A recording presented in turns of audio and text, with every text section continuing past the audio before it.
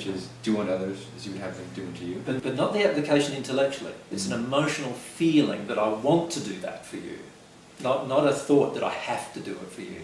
There's a very big difference between having to do it and wanting to do it. So in other words, if I apply the golden rule from my soul, from my heart, then what I will do is I'll apply the golden rule of wanting to do for you what I would like you to do for me.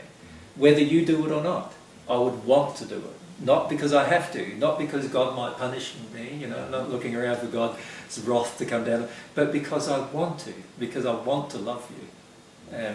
So that's the application of the golden rule from your heart, not from your head. So, and then the second form of love is about God.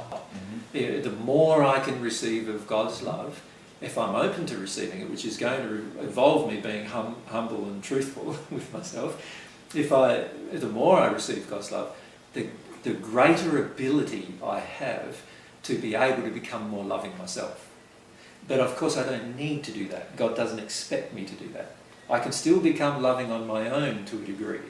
Maybe not to the same degree as receiving God's love, but I can still become an ethical, loving individual without God.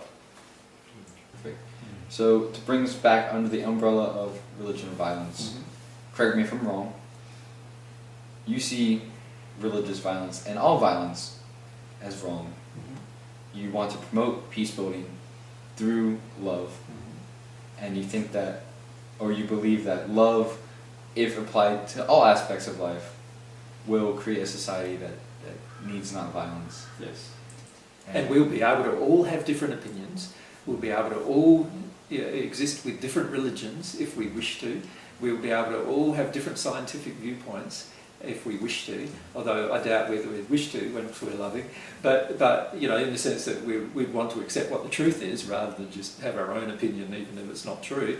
But we could have all of these different opinions, we could, and still live in a harmonious, peaceful environment. And then lastly, to further go into love, we see that love really stems from a child's relationship with their parents and how their environment growing up. Yes.